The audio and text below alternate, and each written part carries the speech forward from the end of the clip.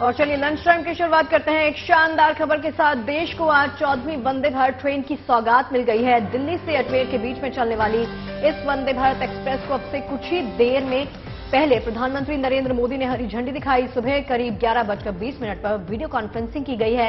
इसके जरिए राजस्थान की पहली वंदे भारत एक्सप्रेस ट्रेन को प्रधानमंत्री ने हरी झंडी दिखाकर रवाना किया है। कल से आम लोगों के लिए इसको खोल दिया जाएगा। इसका मतलब ये हुआ कि आम लोग इसकी सवारी कर पाएंगे। नियमित सेवा के तौर पर इसको चलाया जाएगा और इस साल अब तक प्रधानमंत्री 7 वंदे भारत ट्रेन को हरी झंडी दिखा चुके हैं, जिसमें 2 ट्रेन आंध्र प्रदेश, 2 ट्रेन मुंबई, 1 चेन्नई कोयंबटूर, 1 भोपाल से दिल्ली को राष्ट्र को समर्पित कर चुके हैं। बीते 4 महीने में ये 7वीं वंदे भारत एक्सप्रेस है जो अब मुसाफिरों को मिली है। एक बड़ी सौगात प्रधानमंत्री नरेंद्र मोदी की तरफ से आम जनता को दी गई है।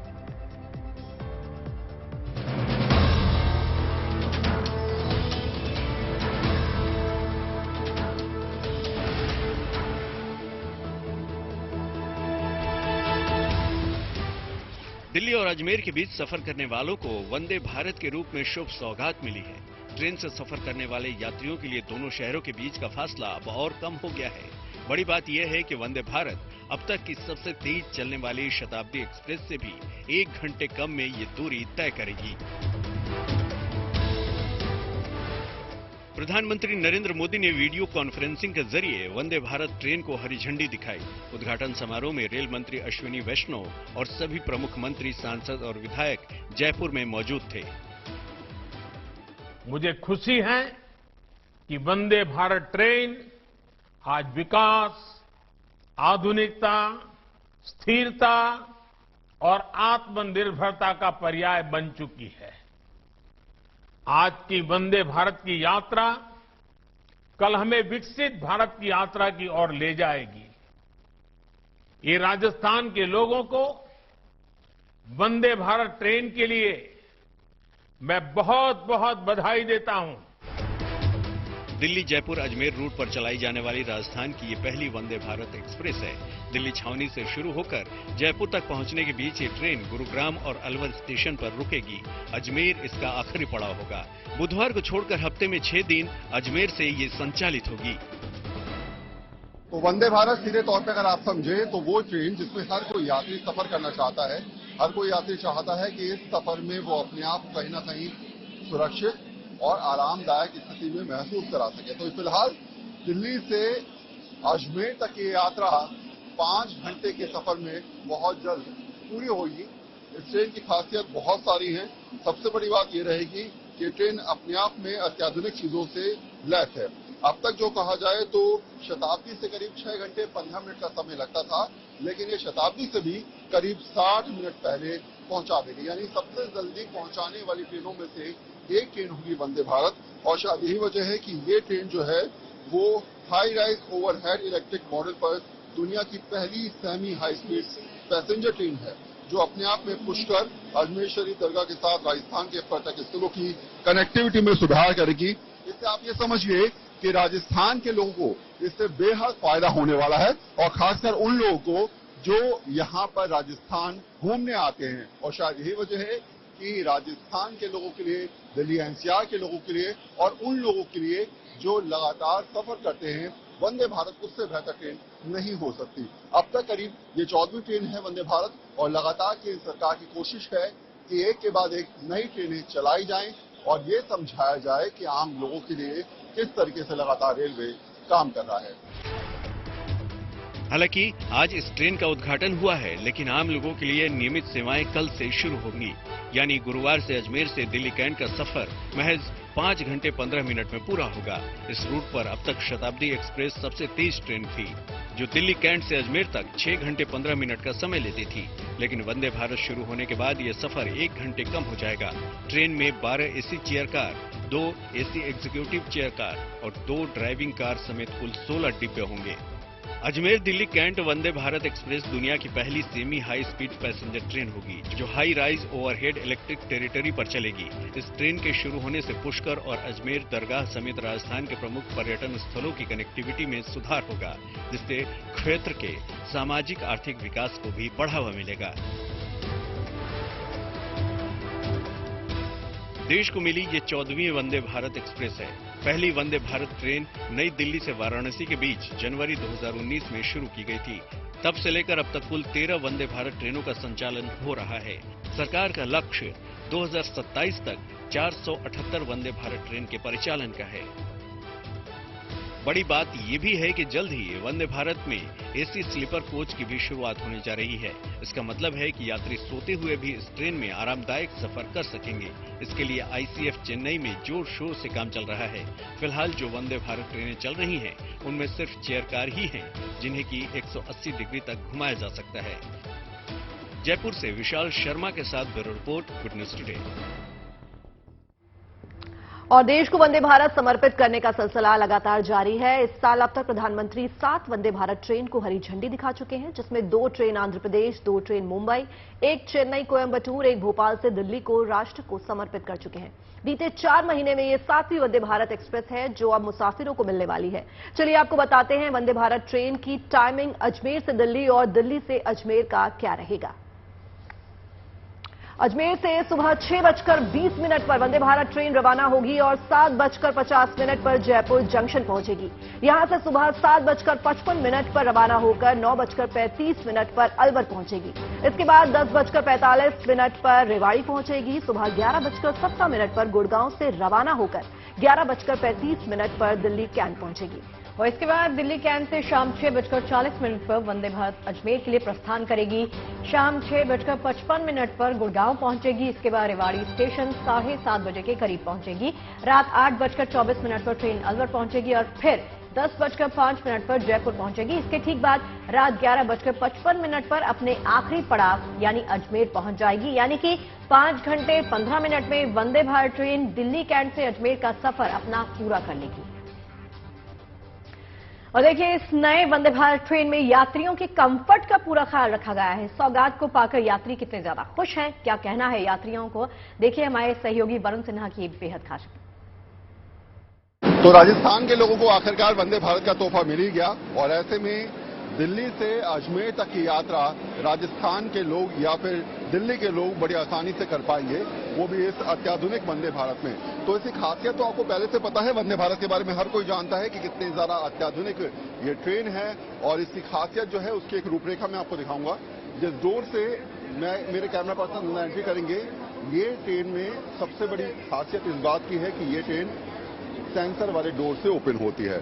और क्या क्या चीजें इसमें खास है जो बनाती है बढ़िया? जो अंदर वाले जो डोर हैं वो भी सेंसर वाले हैं। ये जो सेंसर लगे हुए हैं यहाँ, वो सेंसर से अपने आप ऑटोमेटिक, जैसे आप आएंगे डोर ऑटोमेटिक खुल जाएगा। इसके अलावा आप सिटिंग अरेंजमेंट भी देखेंगे, कंफर्टेबल सीटें हैं इसकी। और यहाँ अपना रेलवे का ये हर चीज इसमें डिस्प्ले है, जो स्पीड वगैरह सब चलती रहेंगी, इसमें सब दिखाया जाएगा। ये देखिए, सिटिंग अरेंजमेंट भी अगर आप देखेंगे तो थोड़ा सा आपको उससे अलग नजर आएगा। पुरानी वंदे भारत आपने जिस तरीके से देखी होंगी।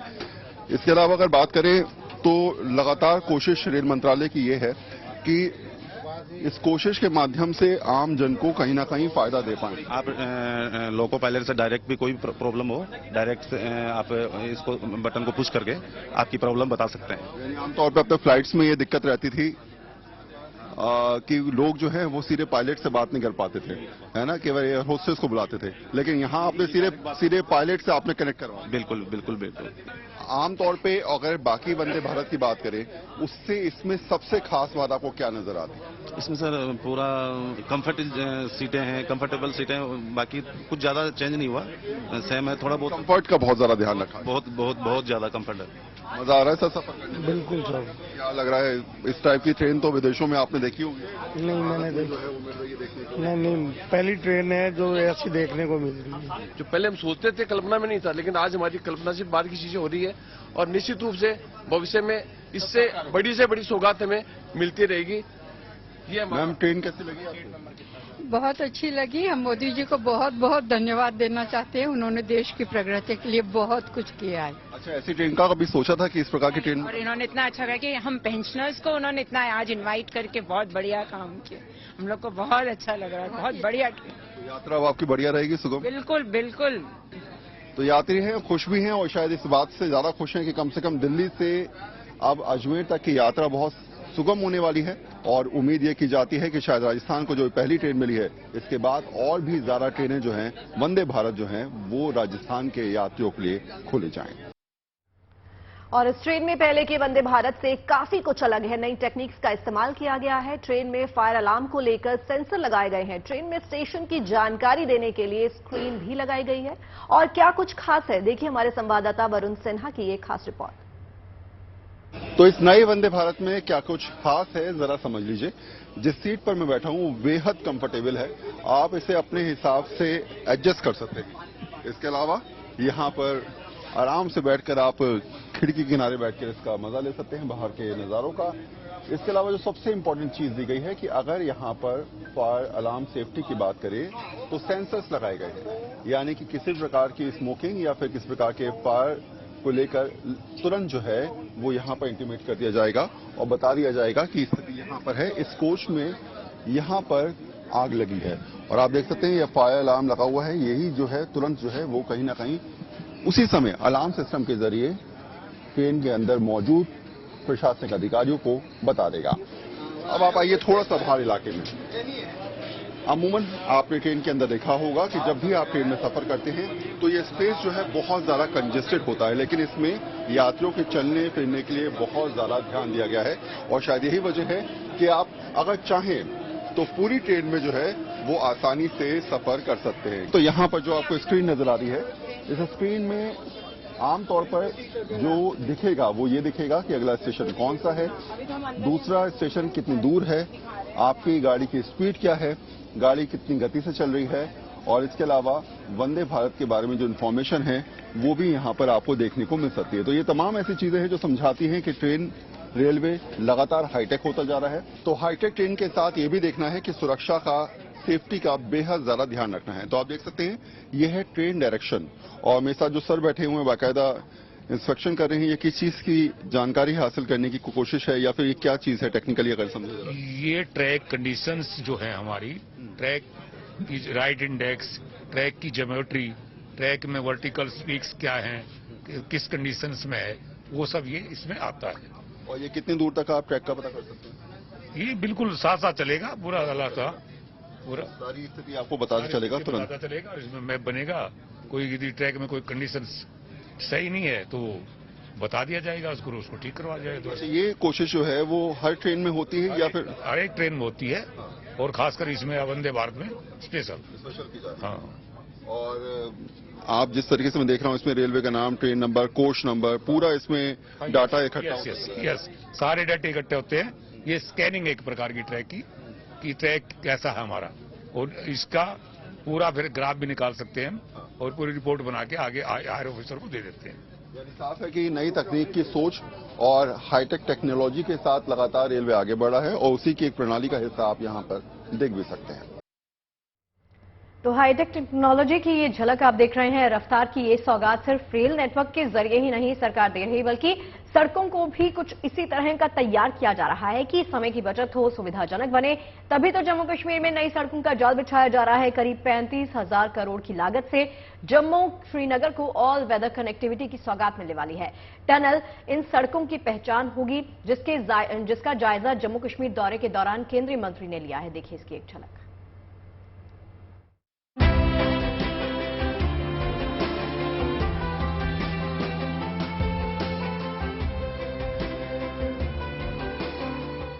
श्रीनगर से बनिहाल के बीच बनी ये सुरंग जम्मू और श्रीनगर को मिलाने वाली ऑल वेदर कनेक्टिविटी की एक अहम कड़ी है। मौसम अब चाहे जितनी भी बेरखुई दिखा ले, पारा लुढ़के या बर्फ पड़े, इस टनल की वजह से जम्मू और श्रीनगर हर मौसम में एक दूसरे से जुड़े रहेंगे।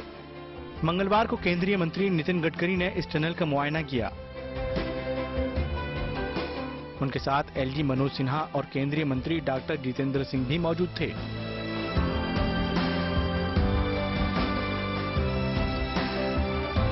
जम्मू और श्रीनगर के बीच के सफर को सहूलियत भरा बनाने के लिए करीब 35,000 करोड़ की लागत से 3 कॉरिडोर बनाए जा रहे हैं। इस टनल से जम्मू और श्रीनगर के बीच ऑल वेदर कनेक्टिविटी हो जाएगी। जम्मू से श्रीनगर का सफर 3.5 घंटे में पूरा हो जाएगा। अभी इस सफर में 9 से 10 घंटे लगते हैं। रामबन से बनिहाल तक 40 किलोमीटर की सड़क 2024 तक बन जाएगी। टनल बनने से जम्मू कश्मीर के बीच की दूरी 75 किलोमीटर कम हो जाएगी। तीनों प्रोजेक्ट जो जम्मू श्रीनगर के बीच की यात्रा को सुगम बनाने के लिए करीब 35,000 करोड़ की लागत से 3 कॉरिडोर बना रहे हैं। इसमें से जो जम्मू उधमपुर श्रीनगर मार्ग है, जिसका आज हमने निरीक्षण किया। एक टनल का हमने इनॉग्रेशन भी किया, आदरणीय गवर्नर साहब, वीके सिंह साहब और जितेंद्र सिंह जी और मैंने मिलकर, और वो टनल की भी शुरुआत हो गई। तो जम्मू से उधमपुर, रामबन, बनिहाल से श्रीनगर तक ये 16,000 करोड़ की लागत से अब इसकी लेंथ 245 किलोमीटर ही रही है, क्योंकि टनल बनने के कारण लेंथ कम हो गई है। ये 4 लेन मार्ग बनाया जा रहा है, इसमें से 200 किलोमीटर मार्ग 4 लेन हो गया है और 21.5 किलोमीटर की 10 टनल का निर्माण हो गया है। नितिन गडकरी ने जम्मू कश्मीर में बने एशिया की सबसे लंबी जोजिला टनल का मुआयना भी किया। इसके साथ ही अमरनाथ यात्रियों को भी जम्मू कश्मीर में नई मार्ग की सौगात मिलने जा रही है। अमरनाथ जाने वाले श्रद्धालुओं के लिए भी करीब 5300 करोड़ रुपए की लागत से 110 किलोमीटर के नए मार्ग का निर्माण किया जाएगा। अमरनाथ मार्ग के बारे में एक इंपॉर्टेंट बात केवल कहूंगा कि हमारे मनोज जी ने हमारे पास मांग की थी कि अमरनाथ तीर्थयात्रियों के लिए मार्ग निर्माण का प्रस्ताव, उसको आज मुझे खुशी हो रही है कि हमने स्वीकृति दी है और 5,300 करोड़ की लागत से 110 किलोमीटर 4 लेन 2 लेन पेव शोल्डर के मार्ग निर्माण की मैं आज घोषणा करता हूं। अपनी जम्मू कश्मीर यात्रा के दौरान नितिन गडकरी माता वैष्णो देवी के दरबार में भी पहुंचे और एलजी मनोज सिन्हा के साथ माता वैष्णो की पूजा अर्चना की। जम्मू कश्मीर से Sunil ji Bhatt, good news today.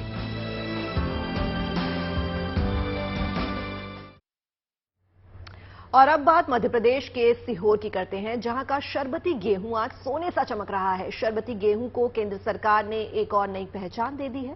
सरकार ने सीहोर के शरबती गेहूं को जियोग्राफिकल इंडिकेशन यानी जीआई टैग दे दिया है। माना जा रहा है कि इससे शरबती गेहूं उत्पादकों को और ज्यादा लाभ होगा।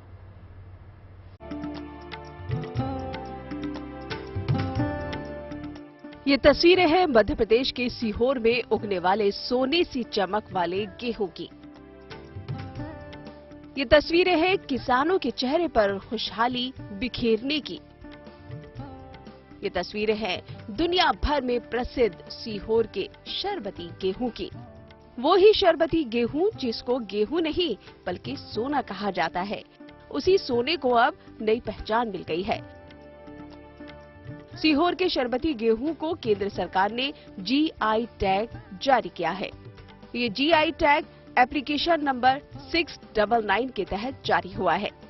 शरबती गेहूं को सर्वाधिक उत्पादक का जीआई टैग दिया गया है। भारत में शरबती गेहूं की क्वालिटी को सर्वोत्तम माना जाता है। यहीं से शरबती गेहूं और इनसे बने प्रोडक्ट दुनिया भर में निर्यात होते हैं। सीहोर में विशेष प्रकार की जलवायु है, इसको विंध्याचल जोन कहते हैं। यहाँ पर जो भूमि है एवं पानी है, उसमें जो गेहूं का उत्पादन होता है, उसमें गेहूं में चमक बहुत अच्छी आती है और इसमें प्रोटीन का प्रतिशत भी अच्छा रहता है, उत्पादन भी बहुत अच्छा आता है। किसान भाइयों को मैं इसके संबंध में बधाई देना चाहूंगा कि बहुत अच्छी उपलब्धि है ये। ऑल ओवर इंडिया क्या ऑल ओवर वर्ल्ड में ये चीजें जाती हैं और यहाँ के गेहूं का भाव जो है ना अच्छा मिलेगा, मांग अच्छी आएगी। अपने बेहतरीन स्वाद और सोने जैसी चमक के लिए मशहूर सीहोर के शरबती गेहूं की डिमांड सबसे ज्यादा होती है। माना जाता है कि शरबती गेहूं से बनी रोटियों में premium variety fibre, protein, vitamin B और ई अच्छी मात्रा में मिलता है। इसका दाना छोटा और चमकीला रहता है और आम गेहूं के मुकाबले इसकी कीमत भी ज्यादा होती है। आज भारत के सैकड़ों कृषि उत्पाद पूरी दुनिया में मशहूर हैं। इनमें से कुछ ऐसे भी हैं जो किसी एक खास इलाके से ताल्लुक रखते हैं। ऐसे में उत्पादों को संरक्षण और बढ़ाने के लिए जीआई टैग दिया जाता है। पिछले दिनों उत्तर प्रदेश के बनारसी पान और लंगड़ा आम को भी इसी तरह का जीआई टैग दिया गया था। अब इस लिस्ट में मध्य प्रदेश के शरबती गेहूं का नाम भी शामिल हो गया है। सीहोर से नावेद जाफरी के साथ bureau report, good news today. और अब आपको दिखाते हैं एक चीतल के रेस्क्यू की शानदार खबर। मध्य प्रदेश के बैतूल में सैकड़ों फीट ऊंची पहाड़ी पर जाली में फंसे चीतल के बच्चे को बड़ी मेहनत से बचाया गया।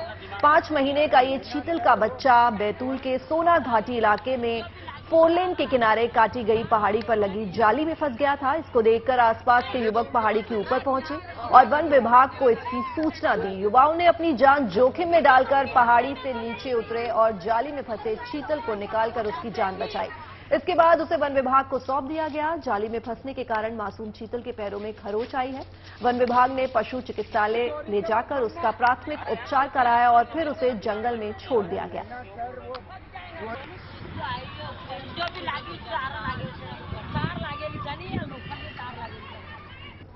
और चलिए ऐसी खबर आपको दिखाते हैं जो सबसे हटकर है। आपको दिखाते हैं बागवानी की अनोखी सी तस्वीरें। ये तस्वीरें दरअसल पश्चिमी उत्तर प्रदेश के हापुड़ से सामने आई हैं। यहाँ एक कॉलेज की फुलवारी में आपको दिखेगा हेलमेट वाला माली। यहाँ पर राजवीर नाम का ये माली हेलमेट पहनकर पेड़ पौधों और फूलों की देखरेख करता है। हैरानी की बात यह है कि माली ने हेलमेट क्यों पहन रखा है। ये इसका कारण ये है कि अक्सर चीलें यहाँ काम कर रहे माली पर हमला कर देती हैं, उसे चोट पहुंचाती हैं। इस तरह की घटनाओं से बचने के लिए माली ने चीलों से दूर रहने के लिए अपना बचाव करने के लिए अनोखा तरीका निकाला। बताया जाता है कि माली के काम करने के दौरान चीलों का यह अंदेशा होता है कि वो उनके अंडों और बच्चों को नुकसान पहुंचा सकता है, तो वो अक्सर माली पर हमला कर देती हैं। लेकिन माली ने अब उनसे अपना बचाव करने के लिए, अपना काम करने के लिए ये नुस्खा अपनाया है।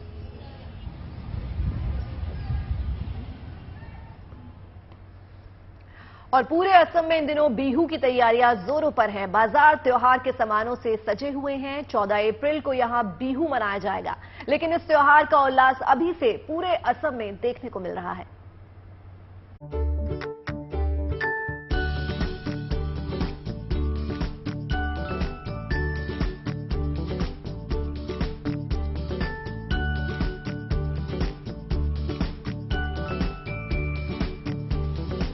सज गए हैं बाजार, हर तरफ बिखरी है पीठे की खुशबू।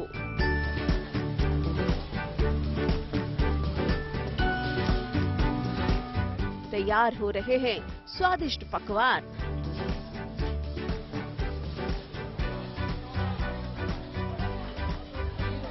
पूरा असम अब बिहू के रंग में रंगा नजर आ रहा है। 14 अप्रैल को यहाँ रोंगाली बिहू का उत्सव मनाया जाएगा। बाजार बच्चों और बड़ों की पारंपरिक पोशाक टोपी से सजे दिखाई दे रहे हैं। ढोल, बांसुरी, मिठाइयाँ और दूसरे पकवान इस त्योहार की रौनक बढ़ा रहे हैं। रोंगाली बिहू के लिए लोग इन दिनों जमकर खरीदारी भी कर रहे हैं। बिहू, तीनों बिहू में से यही सबसे बड़ा मतलब एंटरटेनमेंट देने वाला बिहू है। हम लोग सब जानते हैं कि बिहू, तीनों बिहू अपना सीजनल क्रॉप्स रिलेटेड है। तो इसी बार भी मतलब गया साल की तरह या तो गया सालों की तरह हम लोग इस बार भी बिहू मनाएंगे असम में। इसीलिए थोड़ा बहुत शॉपिंग करने आए हैं यहाँ पे।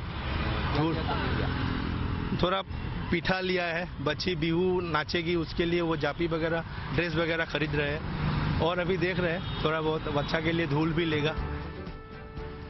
अप्रैल के महीने में आने वाला रोंगाली बिहू असम का सबसे लोकप्रिय त्योहार है। इसे असमिया नव वर्ष की शुरुआत और वसंत ऋतु के जश्न के तौर पर मनाया जाता है। रोंगाली बिहू का इंतजार लोगों को पूरे साल रहता है। हर साल की तरह ही इस साल भी लोग इस त्योहार का जश्न मनाने में कोई कसर नहीं छोड़ना चाहते। Bureau report, good news today. और गर्मी का मौसम इंसानों के साथ साथ जंगली जानवरों के लिए बेहद चुनौती भरा होता है। गुजरात के गिर में वन्य जीवों को पानी के लिए भटकना ना पड़े, इसके लिए जंगल में खास तरह के इंतजाम किए गए हैं। वन विभाग ने जंगल में छोटे छोटे तालाब बना दिए हैं, जहां वन्य जीव आसानी से अपनी प्यास बुझा सकते हैं।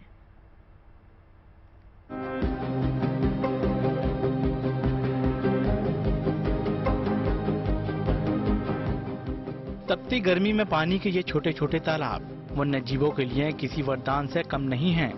गुजरात के गिर में इन दिनों बेतहाशा गर्मी पड़ रही है। पानी में वन्य जीवों को पानी की दिक्कत न हो, इसके लिए गिर प्रशासन इन दिनों पूरे जंगल में जानवरों के लिए पानी का इंतजाम करने में जुटा है।